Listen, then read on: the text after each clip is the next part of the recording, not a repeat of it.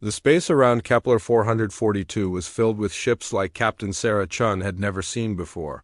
They looked like art pieces floating in the black void. Some were long and curved like silver ribbons. Others were round and glowing with soft blue light. A few looked like they were made of living crystal that caught starlight and threw it back in rainbow colors. Then there was her ship, the GSV. Terran Defiance looked like a flying brick next to these beautiful alien vessels. It was all sharp angles and gray metal. Pipes and cables ran along its outside hull. Gun turrets stuck out like angry thorns. Where the alien ships were smooth and graceful, the human warship was rough and built for business. Captain Chun stood on the bridge looking at the main screen. She was a tall woman with short black hair and dark eyes that missed nothing. She had been in the Earth Navy for 15 years. She had fought pirates in the asteroid belt and rebels on Mars, but this was different. This was first contact with alien life. "Contact established, Captain," said Lieutenant Torres from the communications station. He was young but smart. His fingers moved quickly over the control panel. "They are speaking to us in English. Their computer systems must have learned our language from our transmissions." "Put it on speaker," Chun said. A voice came through the speakers. It sounded musical and light. "Greetings, vessel from the star system you call Sol. I am Ambassador Vex Dai of the Galactic Council. We welcome you to Kepler 442, Chun stepped forward. "This is Captain Sarah Chun of the Earthship Terran Defiance. We come in peace seeking membership in your Galactic Council." There was a pause. Then the voice came back, but Chun could hear something in it now. It sounded like the way adults talk to children. "Of course, Captain Chun, we are always happy when new species join the galactic community. Your ship design is quite interesting." Chun looked at her tactical officer, Lieutenant Rodriguez. The woman raised one eyebrow. They both knew that tone. It was the same tone rich people used when they looked at old Earth tech. "We would like to arrange a meeting," the alien voice continued. "Please follow the beacon to docking station 7. We have prepared a suitable area for your vessel." The words were polite, but Chun heard what they really meant. They were being put in the cheap seats. "Understood, Ambassador. We will follow your beacon." The connection ended. Chun turned to her crew. "Well, people, this is it. First contact. With alien life, let's try not to embarrass the human race." The bridge crew smiled. These were good people. Chun had handpicked every one of them. They came from all over Earth. Torres was from Mexico. Rodriguez was from Spain. Her engineer, Petty Officer Kim, was from Korea. Her pilot, Ensign Anderson, was from Norway. They represented the best of humanity. The Terran Defiance moved slowly toward the beacon. As they got closer, Chun could see the alien ships better.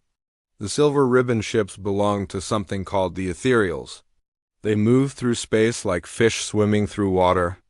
Their hulls seemed to bend and flow as they flew. The round glowing ships were from the Aquarian Republic.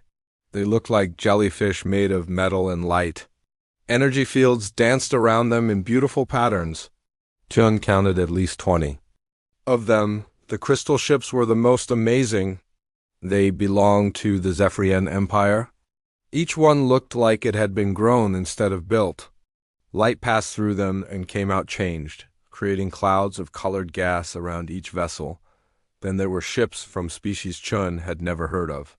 Some looked like flowers with metal petals. Others were shaped like spirals that seemed to spin even when they were standing still. One looked like it was made of nothing but light held together by force fields. "Captain," said Ensign Anderson from the pilot station, "I'm getting some strange readings from the alien ships. Their engines don't make sense. No heat signature, no radiation. It's like they're using something completely different from our fusion drives." "Noted," Chun said. "Keep monitoring." The docking station was huge. It was built to hold ships of all sizes. The Terran Defiance looked small next to some of the alien vessels, but Chane noticed they were being directed to a section with other ships that looked more normal, less advanced. "Looks like we're being grouped with the other primitives," Rodriguez said quietly. Chun nodded. She had expected this. Humans were the new kids in school. They would have to prove themselves. The docking was smooth. Earth's pilots were good at their jobs. As soon as they were connected, Chen felt the station's artificial gravity take hold.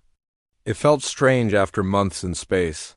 "Captain," Torres said, "we're getting a message. The Council wants to meet with you in 1 hour. Formal first contact ceremony." "Tell them I'll be there," Chen said. She turned to Rodriguez. "You have the ship. Standard protocols? No one goes anywhere alone." "Full security measures," Rodriguez nodded. "Understood, Captain." Chun went to her quarters to change into her dress uniform. The dark blue jacket with gold trim looked good, but she felt strange wearing it. She was used to combat gear and work clothes. This formal stuff was for politicians and diplomats. As she walked through the corridors of her ship, Chun thought about how different the Terran Defiance was from the alien vessels. Every surface served a purpose. There were no decorations or art. The walls were thick metal designed to stop enemy fire. The corridors were wide enough to move equipment and wounded people quickly. The ship had been built in the orbital yards around Earth. It was the first warship humanity had ever built specifically for deep space. Every system had been tested and retested. Every weapon had been fired thousands of times. Every piece of armor had been hit with everything from lasers to nuclear bombs. But looking at those alien ships, Chun wondered if all that testing mattered. The aliens clearly had technology far beyond what humans could build. Their ships moved without visible engines. Their hulls were made of materials that shouldn't exist. Their weapons probably made human railguns look like throwing rocks. Still, Chun felt proud of her ship. It might not be pretty, but it was solid. It was built by people who knew how to fight and how to survive. Every rivet and weld had been placed by someone who understood that in space there was no room for mistakes. The walk to the meeting area took 20 minutes. Chun passed through several sections of the station. Each one was different. The ethereal sections were full of flowing curves and soft light. The Aquarian areas had pools of water and floating platforms. The Zephyrian sections looked like the inside of giant crystals. The human section was simple and practical. Gray walls, bright lights, and straight corridors. It looked like every military base Chun had ever seen. Familiar and boring. Hall was enormous. It could have held 1,000 people easily. Chun counted representatives from at least 20 different species. They all looked at her as she entered. Most seemed curious but not particularly impressed. Ambassador Vexthai turned out to be one of the ethereals. He was tall and thin with skin that seemed to glow from within. His clothes moved like they were made of liquid metal. When he spoke, his voice had that same musical quality Chun had heard on the radio. "Captain Chun, welcome to the Galactic Council. It is always exciting when a new species takes their first steps into the larger galaxy." There was that tone again. Like she was a child taking her first steps. "Thank you, Ambassador. Humanity is honored to be here." "Of course," Vexthai said. "Now, we should discuss the process for joining the Council. There are certain requirements. Tests that must be passed, standards that must be met." Chun had expected this too. "What kind of tests?" a new voice answered. It sounded like wind chimes in a gentle breeze. "Military competence is one requirement." The speaker was a Zephyrian. Her body looked like it was carved from living diamond. "All council members must be able to contribute to galactic defense." "Defense against what?" Chun asked. The aliens looked at each other. Finally, an Aquarian spoke. His voice bubbled like water over rocks. "Pirates, raiders, the occasional rebellious colony, nothing too serious. The galaxy has been at peace for over 200 years. Chun nodded, but something felt wrong. In her experience, people who talked about how peaceful things were usually didn't know what real peace looked like. "What would the test involve?" she asked. "A simple escort mission," Vexthai said. "One of our trade convoys needs protection while traveling through a disputed area. Your ship would accompany one of our patrol vessels. Very routine." "When would this happen?" "Tomorrow, if you are ready. The convoy is already prepared." It is just a matter of traveling to the void reaches and back. Perhaps 3 days total. Chun thought about it. 3 days didn't seem like much time to prove humanity worthy of joining an interstellar government. What exactly are we escorting? Mineral shipments from the outer colonies, the Zephyrian said. Rare elements needed for ship construction. The route has seen some minor piracy lately, nothing serious. Define minor, Chun said. The aliens looked uncomfortable. A few ships have gone missing. Probably just engine failures or navigation errors. Space is vast, ships get lost. Chian had spent 15 years in the Earth Navy. She knew the difference between ships getting lost and ships getting killed. How many ships? Perhaps a dozen in the last year, Vexthai admitted. But the void reaches are difficult to navigate. Many things can go wrong. I see, Chun made her decision. We accept the mission. Excellent, Vexthai said. You will be working with Captain HFY of the patrol ship Harmony's Edge. He has extensive experience in escort duties. When do we leave? Dawn tomorrow, by station time? Your ship will take the secondary position. Captain HFY will handle all tactical decisions. Chun kept her face neutral, but inside she was annoyed. Secondary position meant they would be following behind, taking orders from aliens who thought humans were primitives. Understood, she said. The meeting continued for another hour. The aliens explained council procedures and regulations. They talked about trade agreements and cultural exchange programs. They were polite but clearly saw humanity as junior partners at best. When it was over, Chun walked back to her ship. The corridors of the station seemed longer now. She passed more alien crew members. They nodded politely but didn't seem interested in conversation. Back on the Terran Defiance, Chang called a meeting with her senior staff. They gathered in the briefing room, a simple space with a large table and wall screens. So, Rodriguez said, how did it go? About what we expected, Chun said. They think we're primitive. They're giving us a simple milk run to prove we can. Follow orders. What kind of mission? Asked Commander Park, her executive officer. Escort duty. Trade convoy through something called the Void Reaches. We'll be working with a council patrol ship. Chief Engineer Kim leaned forward. What? Do we know about this patrol ship? Not much yet. It's called the Harmony's Edge. We'll meet the captain tomorrow. And the threat level? Rodriguez asked. Chun paused. They say it's just minor piracy, a few missing ships, nothing serious. Her officers looked at each other. They all knew Chen well enough to read between the lines. But you don't believe. Them, Park said. 12 ships don't just disappear because of navigation errors, Chun said. Something is hunting in the void reaches. Something the council either doesn't know about or doesn't want to admit. So what do we do? Torres asked. Chun smiled for the first time since arriving at the station. We do our job. We protect the convoy. And we show these aliens what humans are really capable of. The meeting broke up and the crew went back to their duties. Chun stayed in the briefing room, looking at the star charts. The void reaches were a region of empty space between two star systems. No planets, no stations. No regular traffic. It was the perfect place for an ambush. Chun had a bad feeling about this mission, but bad feelings were nothing new. She had learned to trust her instincts over the years. They had kept her alive through 3 wars and dozens of battles. Whatever was waiting for them in the void reaches, the Terran Defiance would be ready. Captain Chun stood on the bridge of the Terran Defiance as they moved away from the station. Through the main screen, she could see the convoy forming up ahead of them. 12 massive cargo ships hung in space like floating cities. Each one was over 2 kilometers long and packed with rare minerals from the outer colonies. The ships were beautiful in their own way. The Zephyrian freighters looked like crystal palaces, their hulls transparent and glowing. The Aquarian vessels were smooth and round, covered in flowing patterns that moved like waves. Even the ethereal cargo ships had an elegant grace that made them seem more like art than machinery.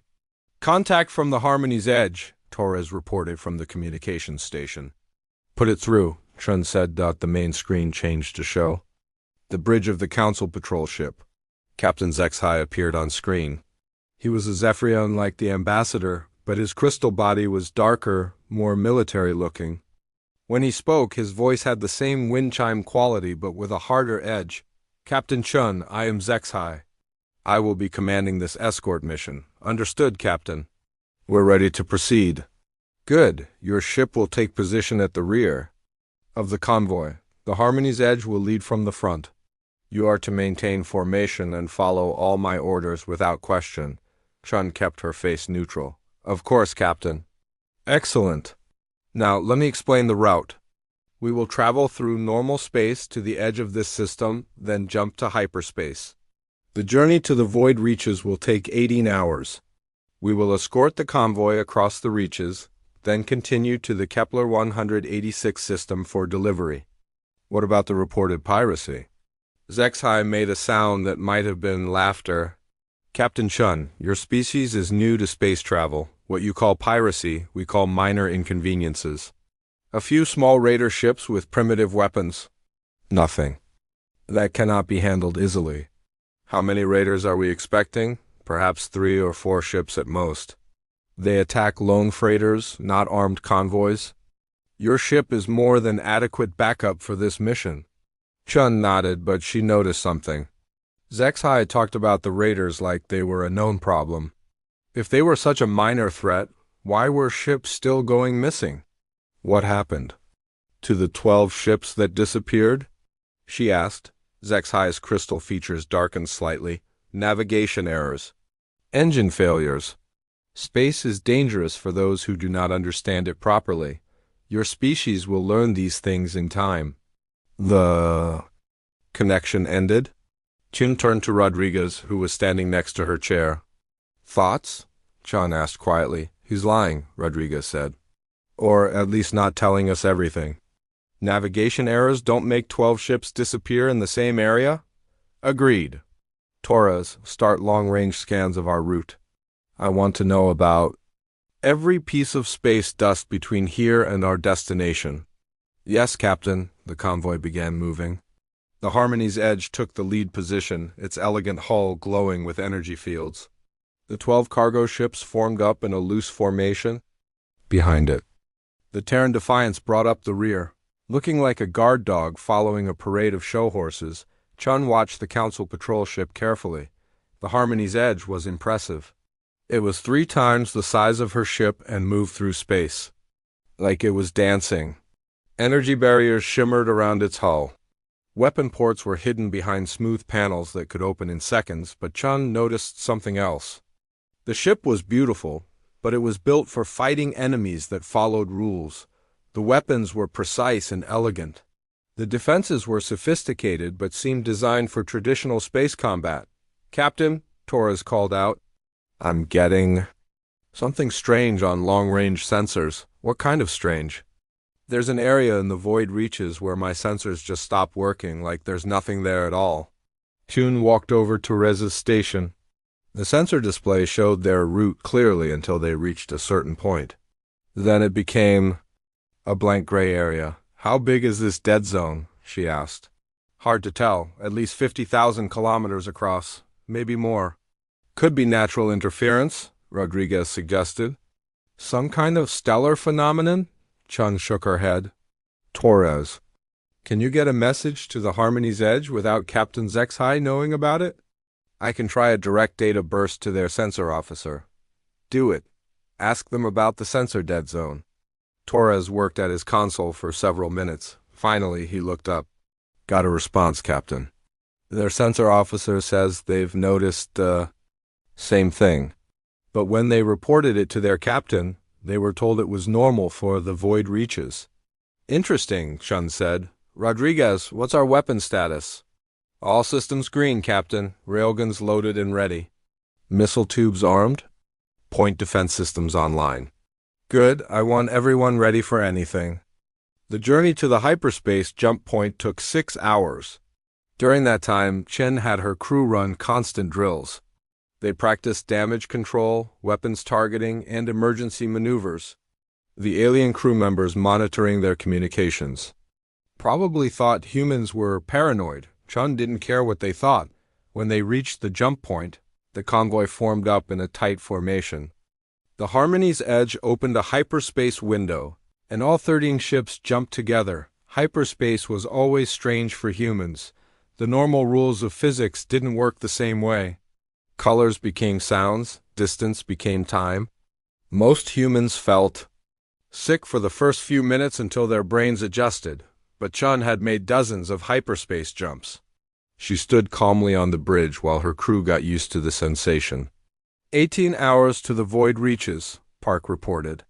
Good, set normal. Watch schedules, but I want the weapons crews to stay alert. The time passed slowly. Chun tried to sleep but found herself thinking about the missing ships. 12 vessels was not a small number. If raiders were responsible, they would need a significant force to take down cargo ships that size. She also thought about Captain Zek's attitude. He treated the human ship like it was barely worth noticing. That kind of arrogance could get people killed. 16 hours into the jump, Torres picked up something on the communications array. Captain, I'm getting a faint signal. It's very weak and broken up. Can you clean it up? Torres worked at his console. Slowly, a voice became clear. It was speaking in one of the alien languages, but the computer translated it to English. Mayday. This is the cargo vessel Crystal Garden. We are under attack. Unknown ships, very large. Our escorts are destroyed. Please send help. They're cutting through our hull like it's paper. Oh God, they're boarding us. They're not pirates. They're something else, something worse. The transmission. Cut off and static. Chun felt ice in her veins. Torres, when was that transmitted? Based on the signal decay, about 6 months ago. The Crystal Garden was one of the missing ships, Rodriguez said quietly. Chun nodded. She walked back to her command chair and sat down. Torres, send a message to the Harmony's edge. Tell them we picked up an old distress call. Ask if they want to investigate. The response came back quickly. Captain Zek's voice was annoyed. Captain Chun, old distress calls are common in space. Ships in trouble often send multiple transmissions. This is probably from a vessel that was rescued months ago. Do not worry about such things. Chun looked at her bridge crew. They all had the same expression. They knew a cover-up when they heard one. Torres, from now on I want you monitoring all frequencies. If there are more old transmissions out there, I want to hear them. Yes, Captain. 2 hours later, they dropped out of hyperspace at the edge of the void reaches. Chen had expected empty space, but what she saw made her blood run cold. The area was full of debris. Pieces of metal drifted slowly through the darkness. Some chunks were as big as houses, others were just scattered fragments. It looked like a ship graveyard. Captain, Torres said, his voice tight. I'm reading at least 15 different ship signatures in that debris field. Maybe more. 15 ships? Chun stood up. That's more than the 12 they told us about. A lot more, Rodriguez agreed. On the main screen, the Harmony's edge was moving forward like nothing was wrong. The cargo ships followed in formation, their crews apparently not seeing what the humans could see clearly. Torres, are their sensors really that much worse than ours? No, Captain, their sensors are much better than ours. They have to be seeing this. Which meant they were ignoring it on purpose. Chun made a decision. Torres, start recording everything. I want a complete record of this debris field. Already started, Captain. The convoy moved deeper into the void reaches. The debris got thicker. Chen could see pieces of ships she recognized from the station. Zephyrian crystal hulls. Aquarian. Curved sections, even some ethereal flowing metal. But there were other pieces too. Metal that looked different, darker, angrier. Captain, Torres said quietly, I'm picking up something else. Very faint, at the edge of our sensor range. What? Is it ships, big ones? They're not moving, but they're there. At least 50 of them. Chun felt her heart rate increase. How big? Bigger than anything we've seen. The largest one is reading at over 5 kilometers long. 5 kilometers. That was bigger than anything in the Earth fleet. Bigger than most space stations. Are they active? I don't think so. No energy signatures. No movement. They might be powered down. Or they might be waiting. Chion opened a channel to the Harmony's edge. Captain HFY, our sensors are detecting a large fleet ahead. Are you seeing this? There was a long pause. When HFY answered, his voice was different, less confident. Captain Chun, you are mistaken. Our sensors show nothing unusual. Captain, I'm looking at over 50 ships. Some of them are huge. Your sensors are malfunctioning. The void reaches are known to cause problems with primitive scanning equipment. Ignore these false readings. Chun muted the channel and turned to her crew. He's lying. He knows exactly what's out there. So what do we do? Park asked. Chun thought for a moment. They were committed to the mission now. Turning back would mean abandoning the convoy and probably getting humanity kicked out of the Galactic Council before they even joined. But going forward meant flying into a trap that had already killed at least 15 ships. We do our job, Chun said finally. But we do it our way. Rodriguez, bring all weapons online. Full combat readiness. Torres, I want constant scans of those ships ahead. Kim, how are our engines? Running perfect, Captain, came Kim's voice from engineering. Good, because I have a feeling we're going to need every bit of speed and power we have. The convoy continued deeper into the void reaches. The debris field got thicker. Chun could see hull plates, pieces of engines, even what looked like entire ship sections drifting slowly in the darkness. And ahead of them, barely visible at the edge of sensor range, the mysterious fleet waited in silence. Chun had been in enough battles to recognize a killing field when she saw one. This whole area was designed to funnel ships into a specific path. The debris forced the convoy to fly in a narrow corridor between larger chunks of wreckage. It was the perfect place for an ambush. Captain, Torres said, his voice very quiet. Those ships ahead, they're not dead? I'm picking up very faint energy readings, like they're in some kind of standby mode. How long until we reach them? At current speed, about 2 hours, Chun nodded. 2 hours to figure out what they were flying into. 2 hours to come up with a plan that might keep them alive. She looked at the main screen, where the Harmony's edge continued forward like nothing was wrong. Captain HFY was either incredibly brave or incredibly stupid. Chun suspected it was stupid. The aliens had lived in peace for 200 years. They had forgotten what real danger looked like, but humans remembered. Humans had been fighting and dying for their entire history. They knew how to recognize a trap. All hands, Chun announced over the ship's communication system. This is the captain. We are approaching a potentially hostile situation. All crew members are to report to battle stations immediately. This is not a drill. Throughout the ship, alarm bells began ringing. Chun's crew moved quickly to their combat positions. They had trained for this moment for months. Now they would find out if their training was enough. The convoy flew deeper into the void reaches toward whatever was waiting for them in the darkness ahead. The attack came without warning. One moment the convoy was moving peacefully through the debris field.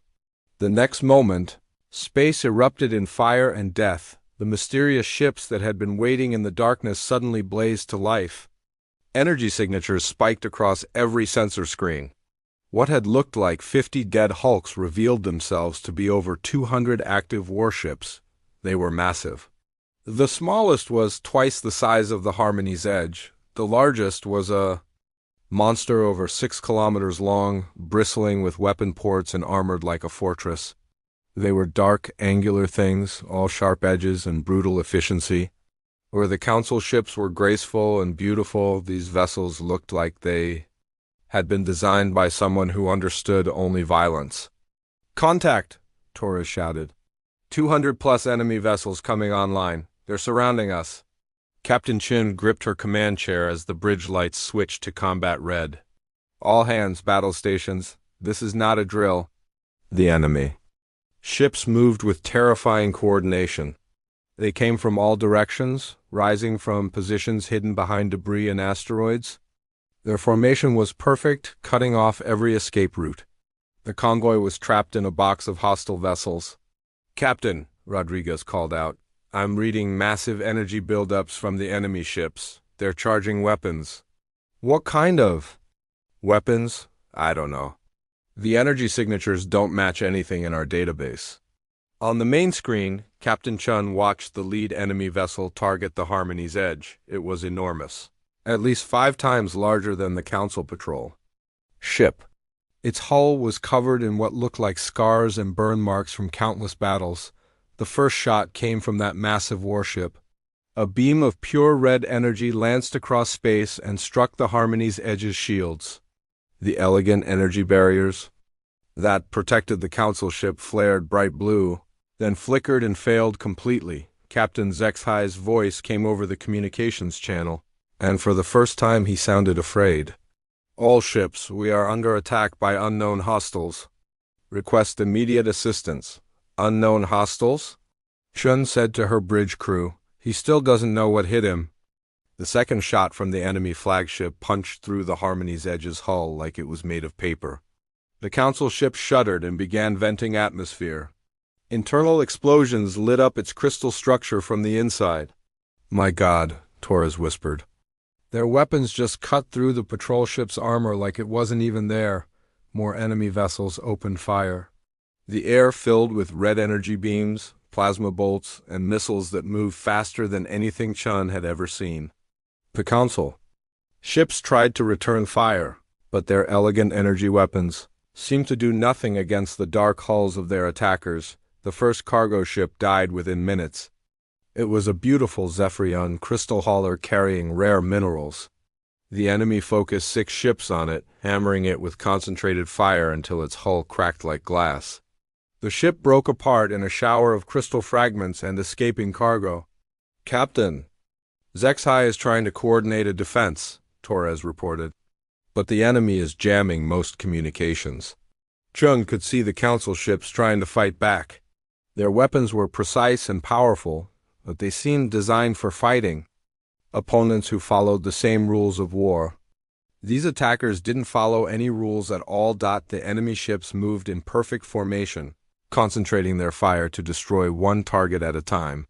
They showed no mercy and took no prisoners.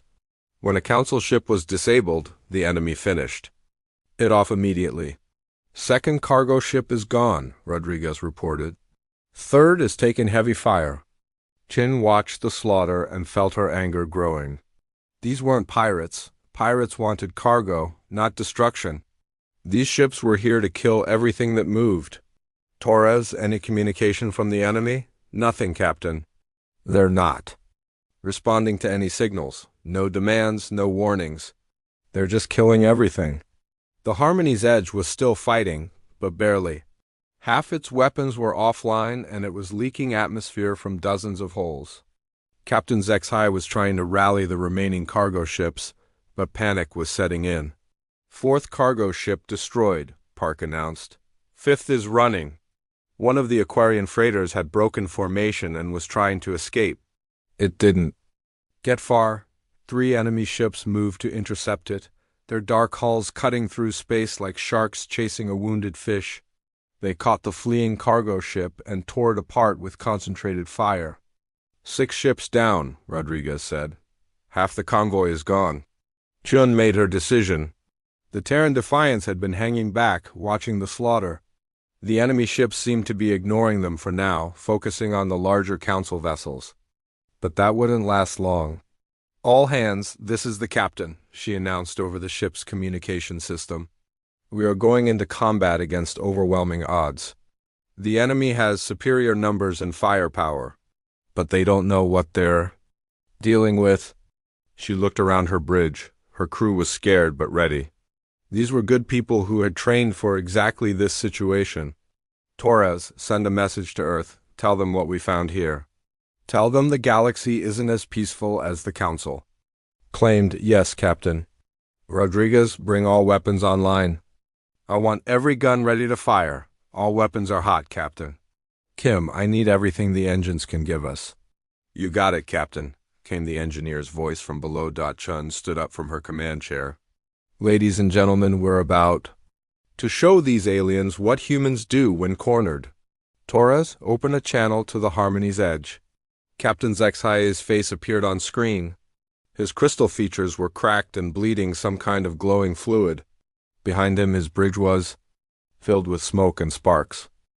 Captain Chen, you must retreat immediately. Your ship cannot survive this attack. Save yourselves. Negative, Captain.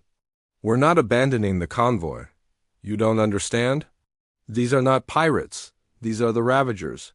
They are a machine race that destroys all biological life. They were supposed to be extinct. Well, they're not extinct now, Chun said. How many ships do they have? Our census counted over 200 before they were damaged. Captain, you must run.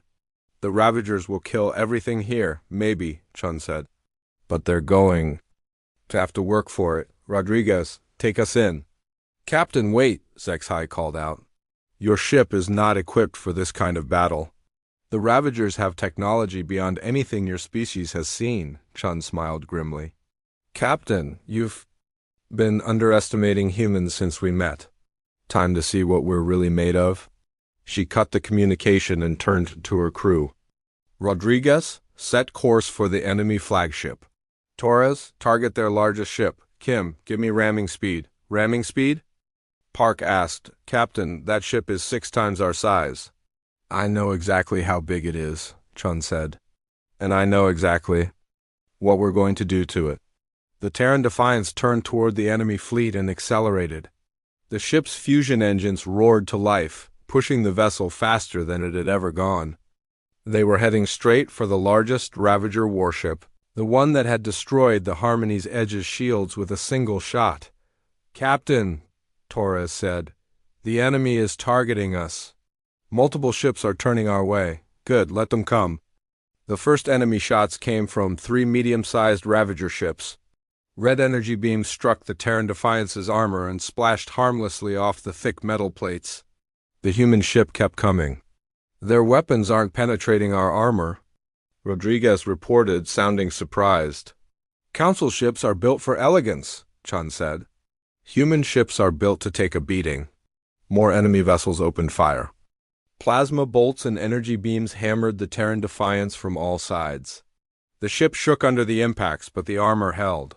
Scorch marks appeared on the hull, but no serious damage. How is our armor holding up so well? Park asked. Because we build things differently, Chun said. Council ships rely on shields and barriers. We put our faith in 3 meters of hardened steel. The Terran Defiance continued its charge toward the enemy flagship. The massive Ravager ship was turning. To face them, bringing its main weapons to bear, Chun could see gun ports opening along its dark hull. Captain, Torres called out, the flagship is charging its primary weapon, the same one that took out the Harmony's Edge. Let it come, Chun said. Rodriguez, are our missiles ready? All tubes loaded and armed, Captain. On my mark, fire. Everything we have at that flagship's weapon ports. The enemy flagship completed its turn and aimed its main gun at the approaching human ship. Energy began building in the weapon, creating a red glow that grew brighter and brighter. Incoming! Torres shouted. The massive red beam lanced out from the Ravager flagship, the same weapon that had destroyed the Harmony's Edge's shields in. One shot. It struck the Terran Defiance dead center. The ship bucked and rolled under the impact. Sparks flew from damaged systems. The lights flickered.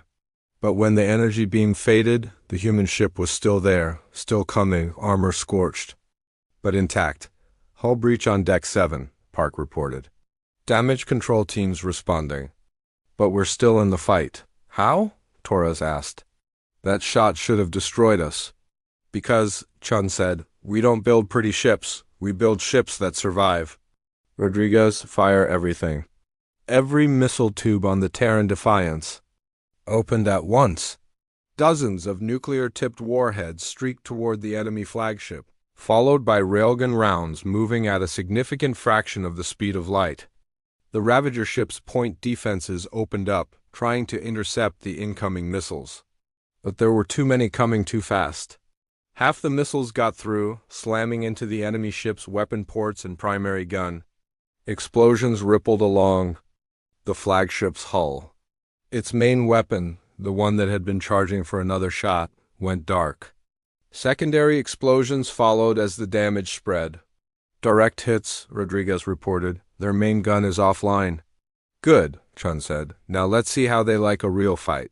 But even as the human ship scored its first victory, more Ravager vessels were closing in. The Terran Defiance was alone now. The Harmony's Edge was dead in space, its crew evacuated to escape pods. Only 3 cargo ships remained, and they were scattered and defenseless. Chun looked at the tactical display. 200 enemy ships against 1 human vessel. In any reasonable universe, this would be a massacre. But Chun had stopped believing in reasonable universes the moment she joined the Earth Navy. All hands. She announced, "This is going to get rough. Hold on to something." The enemy ships came from all directions, surrounding the lone human vessel. Energy weapons lit up the darkness as they opened fire with everything they had. The Terran Defiance disappeared in a storm of enemy fire. Red energy beams, plasma bolts, and guided missiles converged on the human ship from dozens of directions. When the weapons fire finally stopped, the Ravager commanders expected to see debris. Instead, they saw something impossible. The human ship was still there. Damaged, scorched, and battered, but still fighting. Hull breaches on decks 4, 7, and 12, Park reported. We've lost main sensors and 2 missile tubes. But all primary systems are still online. How many enemy ships? Chun asked. Still reading about 200, Captain. But now, they're all focused on us. Double quotes, Chun smiled. It wasn't a pleasant smile. It was the smile of a predator that had been backed into a corner and was ready to bite. Good, she said. Now they're about to learn why humans are the apex predators of Earth. Around them, the Ravager fleet began to close in for the kill. They had destroyed hundreds of ships using the same tactics. Surround the enemy, overwhelm them with superior firepower, and finish them off. But they had never fought humans before. And humans, when cornered, fought like the descendants of 1,000,000 years of evolution had taught them. They fought like survivors. Captain Chun stood on the bridge of the Terran Defiance and watched 200 enemy ships surround her vessel. The Ravager fleet moved with perfect coordination, their dark hulls blocking out the stars. Each ship was a weapon of war, built for one purpose: total destruction of all biological life. Captain, Torres said from his station, they're forming an attack formation. Looks like they plan to hit us from all sides at once. Let them, Chun said. Rodriguez, what's our weapons? Status? 18 missile tubes still operational. All railguns online, point defense systems at full power. Nuclear warheads armed and ready, Chun nodded. The Terran Defiance had been built for war. Not the elegant, civilized warfare the Council knew, but the brutal, desperate kind of fighting that humans had perfected over thousands of years. Torres, open a channel to the entire ship. Channel open, Captain. Chun picked up the microphone. Throughout the ship, her crew stopped what they were doing to listen. In engineering, Chief Kim looked up from her damage control reports. In the gun turrets, the weapons crews paused their loading procedures. In the medical bay, Dr. Martinez stopped treating wounded crew members. This is the captain, Chun began. In a few minutes, we're going to be fighting for our lives against impossible odds. The enemy has us outnumbered 200 to 1. They have bigger ships, more advanced weapons, and they've just destroyed an entire council convoy. She paused, looking around her bridge. Her officers were scared but determined. They knew what was coming. But there's something these Ravagers don't understand about humans. We've been fighting longer than any species in the galaxy. We've had wars that lasted decades. We've survived plagues, famines, and disasters that would have destroyed other races. And when we're cornered, when there's nowhere to run, we don't give up. We fight. Chun's voice grew stronger. They think they're hunters and we're prey. They're about to learn different. Today, we show the galaxy what humans are really made of. All hands, prepare for combat. She put down the microphone and turned to her crew. Rodriguez, target the nearest enemy ship. Full missile spread. Targets locked, Captain. Fire. The Terran Defiance launched every missile it could in the first salvo. 30 nuclear warheads streaked toward the closest Ravager vessel, their rocket engines leaving trails of fire behind them. The enemy ship tried to intercept them with point defense lasers, but human missiles were fast and small .20-6 warheads got through. They struck the Ravager ship's hull and exploded in brilliant flashes of nuclear fire. The enemy vessel shuddered under the impacts, its dark armor cracking and melting, but it didn't die. Target is damaged but still operational, Rodriguez reported. Then, we hit it again, Chun said. Railguns concentrated fire on the damaged sections. The Terran Defiance's railgun turrets swiveled toward the wounded enemy ship. Each gun fired tungsten slugs at tremendous velocity, the metal projectiles moving so fast they glowed white-hot from atmospheric friction. The slugs punched through the damaged sections of the Ravager ship's armor and tore through its internal structure. Secondary explosions rippled along its hull as critical systems failed. Finally, the enemy vessel broke apart, spilling debris and mechanical parts into space. First kill confirmed, Rodriguez announced. 1 down, 199 to go, Chun said grimly. The Ravager fleet responded with overwhelming firepower. Energy beams converged on the human ship from dozens of directions. Plasma bolts struck the hull like hammers. Guided missiles swarmed toward the Terran Defiance in clouds of exhaust trails. The ship's point defense systems came online, filling space with tungsten pellets and laser fire. Most of the incoming missiles died before reaching their target, but some got through. Explosions walked along the human ship's hull as enemy warheads found their mark. Hull breach on Deck 9, Park reported. Damage control teams responding. We've lost Missile Tube 7, Rodriguez added.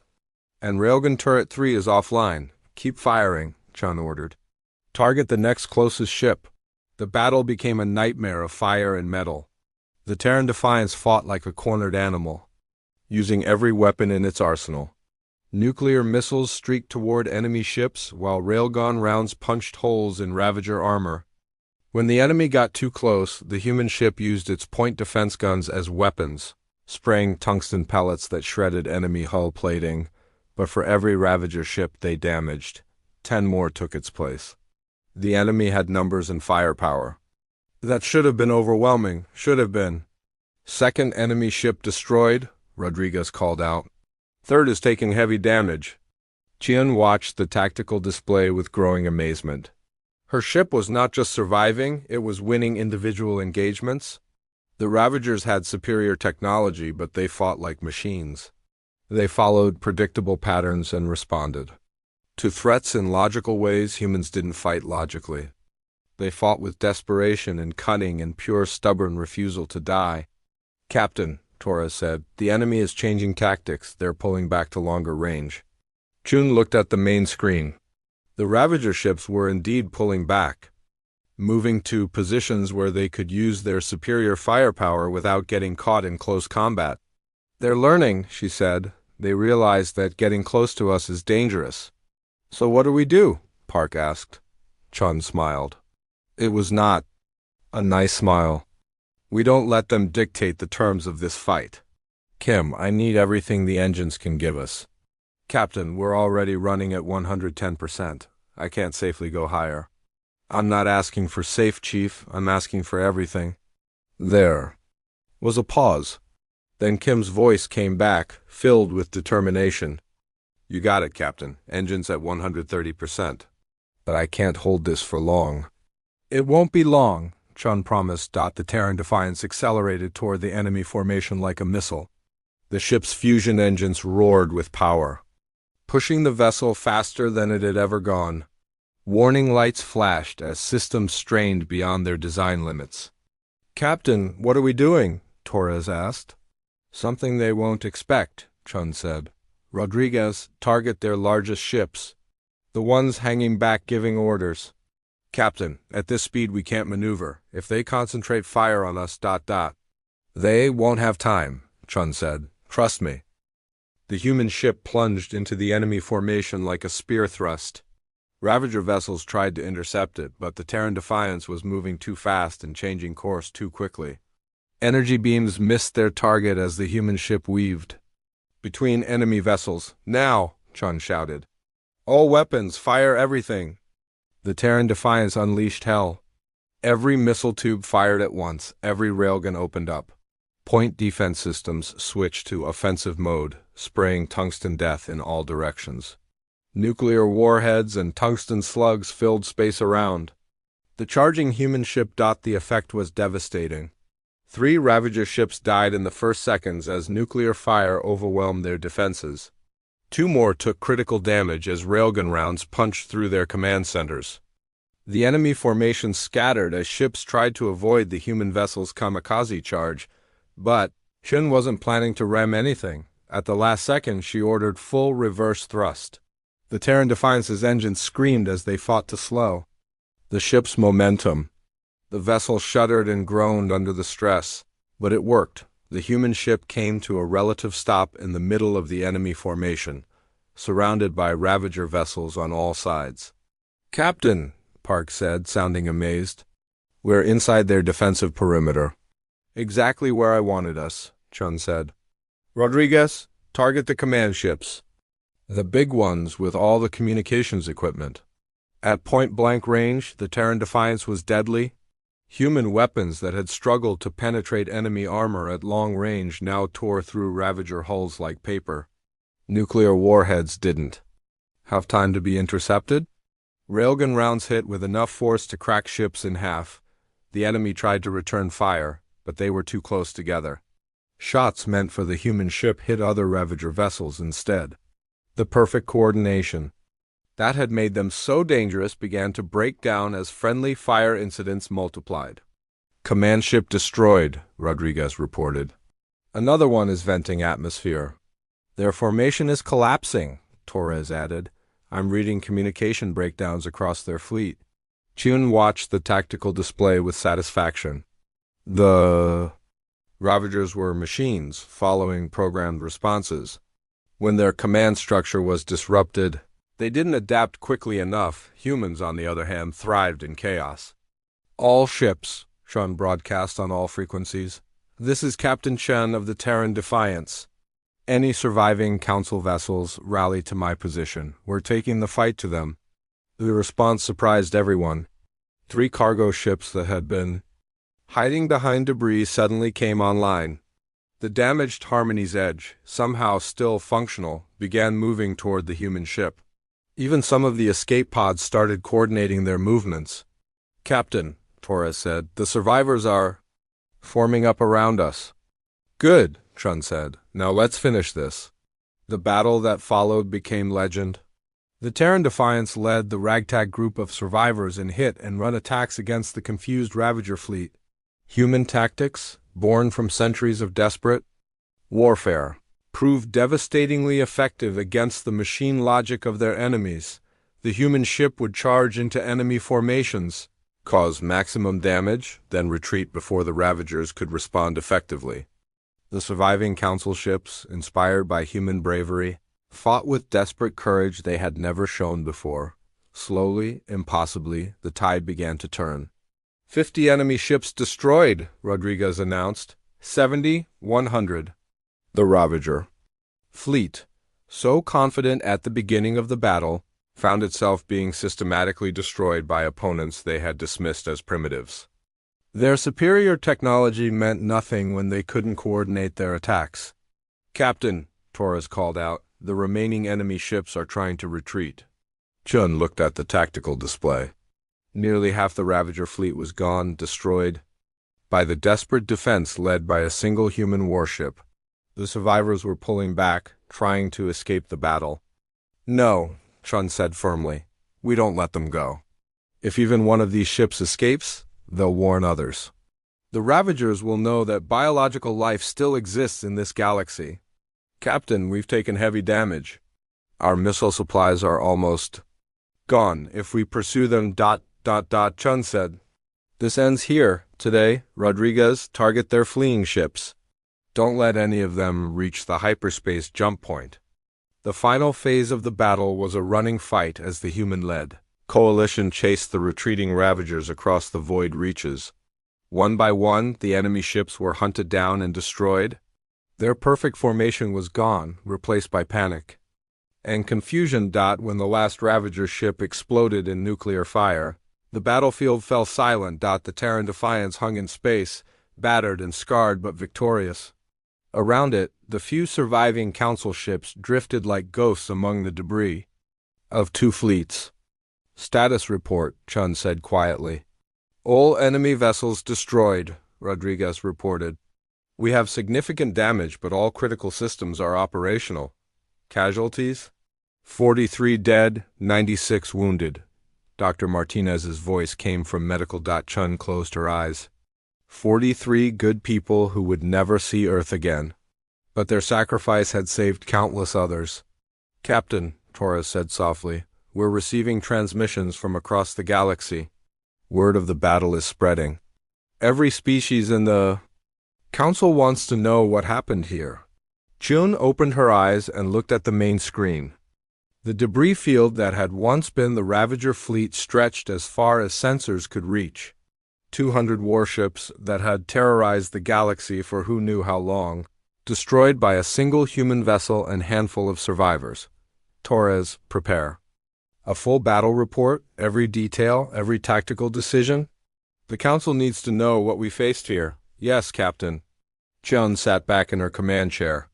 The Terran Defiance had passed its test. Humanity had proven itself worthy of joining the galactic community, but more than that, they had shown the galaxy what humans could do when everything was on the line. They had shown them what it meant to fight, like the apex predators of a world where only the strongest survived. 3 days after the battle in the Void Reaches, Captain Chun stood in the main council chamber on station, Kepler 442. The room was packed with representatives from every known species in the galaxy. Ethereals, Zephyrians, Aquarians, and dozens of others she couldn't identify filled the massive hall, but the atmosphere was different now. Before, the aliens had looked at her with polite condescension. Now they stared with something approaching awe and fear. The footage had changed everything. For 72 hours, every communication channel in the galaxy had been flooded with the battle recordings from the Terran Defiance. The ship's computers had captured every moment of the fight, from the first Ravager attack to the destruction of the last enemy vessel. The aliens had watched in stunned silence as a single human warship did the impossible. Ambassador Vextai stood at the center of the chamber, his crystalline form dim with shock. When he spoke, his musical voice lacked its usual confidence. "Captain Chun, before we begin, the Council wishes to express our gratitude for your actions in the Void Reaches. The threat you faced there was beyond anything we had imagined." Chun nodded. "Thank you, Ambassador. But I think there are some things we need to discuss." "Indeed," said a new voice. Chun turned to see a figure she hadn't met before. It was tall and ancient-looking, with skin like aged metal and eyes that glowed with inner fire. "I am Prime Counselor Thexmar. I have served on this council for over 3 centuries. In all that time, we have lived in peace." "Because someone else was doing the fighting?" Chun said quietly. The chamber fell silent. Thexmar's glowing eyes fixed on the human captain. "Explain." Chun walked to the center of the room. A holographic display activated, showing the tactical data from the battle. The images of Ravager ships filled the air above the assembled aliens. "The Ravagers weren't a new threat," Chun began. "Our analysis of the wreckage shows these ships were built decades ago. Some of them were centuries old. They'd been operating in the Void Reaches for generations." Murmurs of shock rippled through the chamber. Vextai stepped forward. "That's impossible. We would have known if such a fleet existed. Would you?" Chun asked. "When was the last time any Council ship patrolled the outer systems?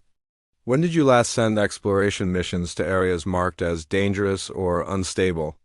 The silence that followed was answer enough. Chun continued. "The Ravagers have been systematically hunting and destroying anyone who ventured into their territory.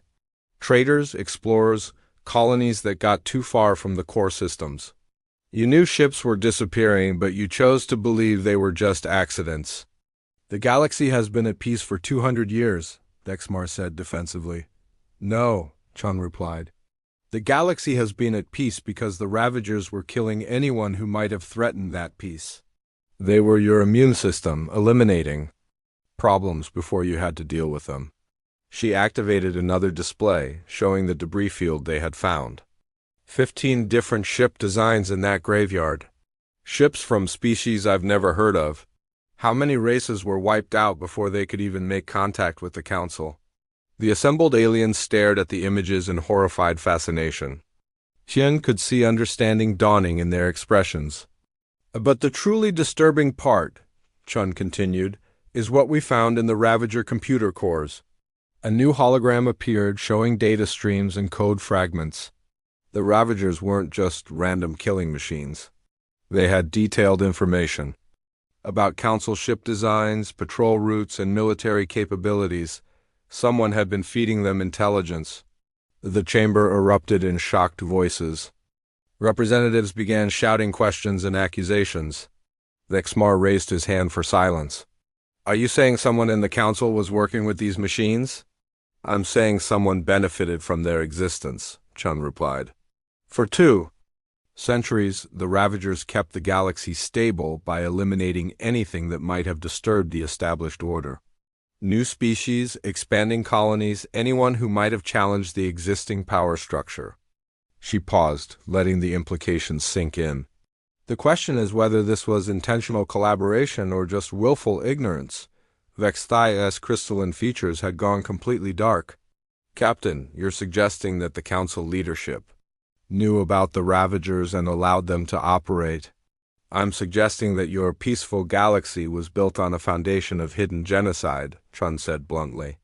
And that foundation just crumbled. Another voice spoke up from the crowd. It was Captain Zexhai, his crystal body still cracked from the battle damage. A human speaks truth. I have reviewed my ship's long-range sensor data from the past 50 years. There are gaps in our patrol coverage that perfectly match the Ravager operating areas. Gaps that we were specifically ordered not to investigate. Added another Council captain. The chamber descended into chaos as representatives began demanding answers from their leadership. Chun watched the political structure of the galaxy begin to fracture before her eyes, but she wasn't done yet. There's something else you need to see, Chun announced, her voice cutting through the noise. The room fell quiet again. Chun activated the final holographic display, and suddenly the chamber was filled with images from the battle itself. The aliens watched in stunned silence as the footage played. They saw the Terran Defiance charging directly into the Ravager formation, weapons blazing. They watched human crew members manually loading railgun rounds while explosions shook their ship. They saw Captain Chun calmly giving orders while her bridge filled with smoke and sparks, but the most shocking scenes came from the ship's internal cameras. The footage showed human crew members continuing to fight even when their ship was being torn apart around them. They saw engineers working to repair damaged systems while enemy fire rained down. They watched medical teams treating wounded crew members who refused to leave their post. In one particularly striking scene, Chief Kim was shown manually rerouting power conduits while standing knee-deep in freezing water from a burst cooling line. When asked by her captain if she needed relief, Kim's response was simply, "Not until we've killed them all, Captain." The aliens stared at the images with growing amazement and horror. They had never seen anything like human determination in the face of certain death.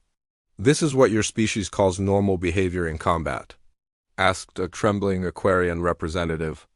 "This is what we call Tuesday," Chun replied. The footage continued, showing the boarding actions that had finished off several damaged Ravager ships. The aliens watched human Marines in simple spacesuits and magnetic boots fighting mechanical drones in ship corridors, armed with nothing but explosive charges and sheer determination. "By the void," whispered an ethereal observer. "They boarded enemy vessels during active combat." "Multiple times," Chun confirmed. "When our missiles ran low, we switched to close combat. When our railguns overheated, we used them as clubs. When our ship systems failed, we fixed them with spare parts and tape." The final scenes showed the aftermath of the battle. The Terran Defiance, battered and scarred but still functional, floating alone among the wreckage of 200 enemy warships. The crew had not only survived, but had rallied the scattered Council survivors and led them to complete victory. When the footage ended, the chamber was silent for a long moment. Finally, Vexmar spoke. Captain Chin, what your species accomplished in the void reaches was ... unprecedented. A single ship defeating an entire fleet is beyond our understanding of warfare. That's because you've forgotten how to fight, Chun said. You've lived in peace for so long that you've lost the skills your ancestors used to survive. And humans have retained these skills? Chun smiled grimly. Ambassador, humans have been fighting each other for our entire recorded history. We've had 2 world wars, countless smaller conflicts, and generations of warriors who understood that. Sometimes violence is the only answer to violence. She gestured to the tactical displays still hanging in the air. The Ravagers fought like machines, following programmed responses. We fought like predators, adapting our tactics in real time. They had superior technology, we had superior instincts. But the cost? Said an Aquarian representative. Your casualty reports show significant losses. 43 dead, 96 wounded, Chun confirmed. Each one a hero who died protecting not just our ship, but your entire civilization. They knew the odds. They fought anyway. The chamber fell silent again as the aliens contemplated the sacrifice that had saved them. There will be changes, Dexmar announced finally. The Council's military structure must be completely reorganized. Our patrol policies must be rewritten. And the gaps in our coverage must be addressed immediately. That's a good start, Chun said. But there's something else. What? Humanity wants a permanent seat on the Military Defense Committee. The request sent another wave of shocked murmurs through the chamber. Vextai stepped forward. Captain, your species has barely achieved interstellar flight. Such a position typically requires decades of proven service. Our species just saved your galaxy from a threat you didn't even know existed, Chun replied. I'd say that qualifies as proven service. The Ixmar looked around the chamber, reading the mood of the assembled representatives. The request is unprecedented, but given the circumstances... All in favor of granting humanity immediate membership in the Council, with a permanent seat on the Military Defense Committee? He announced... The vote was unanimous... As the session ended and representatives began filing out. Many stopped to speak with Chun. Their attitudes had completely changed. Where before they had offered polite condescension, now they showed genuine respect and more than a little fear. Captain, Vextai approached her as the chamber emptied. There is something I must ask. The way your crew fought, the tactics you used, the willingness to sacrifice everything for victory. Is this normal for humans? Chun considered the question. Ambassador, what you saw in the void reaches wasn't special. That was just human beings doing what we do when our backs are against the wall. And if humanity were ever threatened directly? Chun's smile was not pleasant. Then you would see what we're really capable of. 2 weeks later, Chun stood on the bridge of the Terran Defiance as they prepared to return to Earth. The ship had been repaired and upgraded with some Council technology, but its basic character remained unchanged. It was still a warship built for violence and designed to survive. Message from Earth Command, Torres reported. They want a full briefing on Council capabilities and defensive strategies. Tell them we'll provide everything they need, Chin replied. And Torres, add a personal note. Tell them the galaxy just got a lot more interesting. As the Terran Defiance jumped to hyperspace, carrying news of humanity's entry into galactic politics, emergency meetings were already being called across the galaxy. Military commands that hadn't been updated in decades were being overhauled. Defense budgets that had been cut to almost nothing were being restored, and in the deepest archives of every major species, ancient files marked military history were being dusted off and studied with new urgency. The galaxy had been at peace for 200 years. But peace, they now understood, was not the same thing as safety, and if the universe held more threats like the Ravagers, they would need warriors like the humans to face them. The age of peaceful exploration was over. The age of human-led Galactic. Defense had begun, and across the galaxy, a new entry appeared in every military database. Human vessels are not to be engaged under any circumstances. In case of conflict with humanity, immediate retreat is authorized. Do not attempt to match human forces in prolonged combat. They are not like us. Humanity had taken its place among the stars not as students but as teachers. And the lesson they taught was simple. Sometimes the only way to preserve peace is to be very, very good at war.